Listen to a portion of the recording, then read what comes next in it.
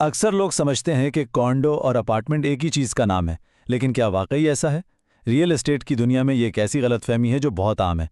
तो चलें, आज इस उलझन को हमेशा के लिए ख़त्म करते हैं और समझते हैं कि कॉन्डोमिनियम का असल मतलब क्या है। अच्छा, तो इसको समझने के लिए हमने एक पूरा ब्लूप्रिंट तैयार किया है। हम बिल्कुल शुरू से देखेंगे कि ये है क्या, फिर इसकी अलग-अलग किस्मों पर बात करेंगे, इसमें रहने के फायदे और नुकसान देखेंगे, इसके कानूनों को समझेंगे और आखिर में अगर कोई इसे खरीदना चाहे तो उसे किन बातों का ख्याल रखना चाहिए। तो सबसे पहला और सबसे जरूरी कदम, आइए इस बुनियादी कॉन्सेप्ट को समझे कि जब हम कॉन्डो का लफ्ज इस्तेमाल करते हैं तो हमारा मतलब सिर्फ ईंट और गारे से बनी चार दीवारें नहीं होती। तो सवाल ये है कि कॉन्डोमिनियम आखिर है क्या? अक्सर लोग इसे अपार्टमेंट का ही दूसरा नाम समझते हैं, लेकिन हकीकत में इन दोनों में जमीन आसमान का फर्क है।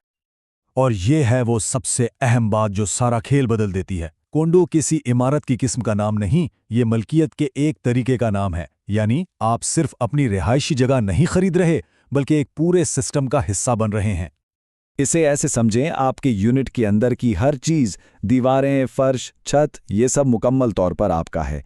लेकिन जैसे ही आप अपने दरवाजे से बाहर कदम रखते हैं, वो कॉरिडोर, वो लिफ्ट, वो बाग, वो स्विमिंग पूल, इन सब चीज़ों के आप बाकी तमाम रिहायशियों के साथ मिलकर मालिक बन जाते हैं।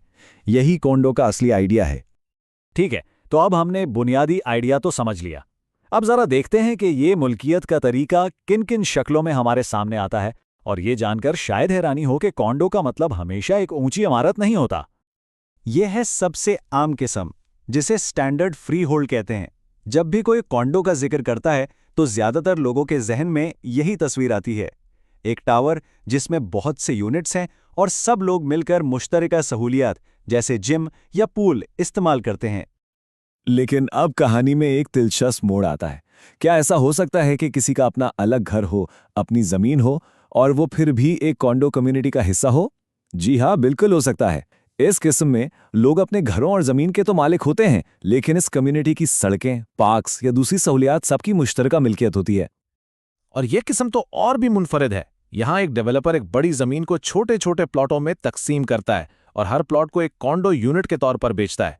यानी आप पहले सिर्फ जमीन खरीदते हैं और बाद में कम्युनिटी के उसूलों के मुताबिक अपना घर बनाते हैं। और आखिर में आती है लीज होल्ड कॉन्डो की किस्म।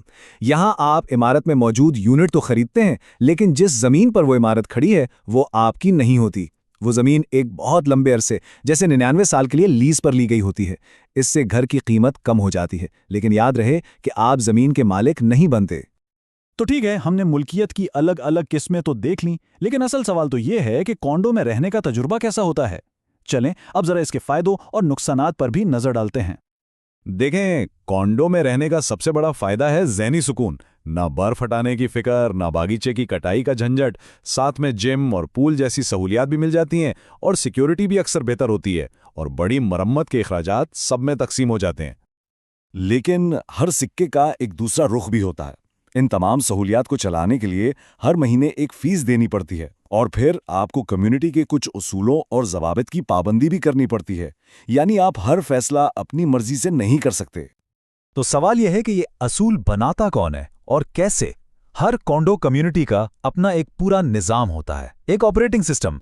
आइए देखते हैं कि यह सिस्टम आखिर काम कैसे करता है। ये बात बहुत गहरी है। कॉन्डो कॉरपोरेशन को हुकूमत की चौथी सतह कहना ये जाहिर करता है कि ये कोई मामूली क्लब नहीं है। इसके पास बजट बनाने, फीस वसूल करने और कवानीन को नाफिज करने का बाकायदा कानूनी इख्तियार होता है। और इस छोटी सी हुकूमत को चलाता है एक बोर्ड ऑफ डायरेक्टर्स। ये कोई बाहर के लोग नहीं होते, बल्कि कम्युनिटी में रहने वाले मालिकान ही होते हैं, जिन्हें बाकी मालिकान वोट देकर मुंतखब करते हैं ताकि वो सबके लिए फैसले कर सकें। और ये उसूल अंधाधुंध नहीं बनते, इसका एक पूरा तरीकाकार है। जैसा कि यहाँ देखा जा सकता है, बोर्ड पहले एक नया उसूल तजवीज़ करता है, फिर तमाम मालिकान को इसके बारे में बताया जाता है। अगर मालिकान चाहें तो वो इस पर वोटिंग के लिए मीटिंग भी बुला सकते हैं, और अगर कोई एतराज़ ना करे तब जाकर वो उसूल लागू होता है। तो फर्ज करें कि कोई कॉन्डो खरीदने का फैसला करता है। बहुत अच्छी बात। अब हम आखिरी और सबसे अहम हिस्से की तरफ चलते हैं। एक स्मार्ट खरीदार बनने के लिए किन चीज़ों का पता होना ज़रूरी है? सबसे पहली और सबसे अहम चीज़ है डिस्क्लोजर स्टेटमेंट। इसे इस कम्युनिटी की रिपोर्ट कार्ड समझ लें। इसमें कम्युनिटी के तमाम उसूल, उसका बजट, उसकी माली हालत, हर चीज़ लिखी होती है।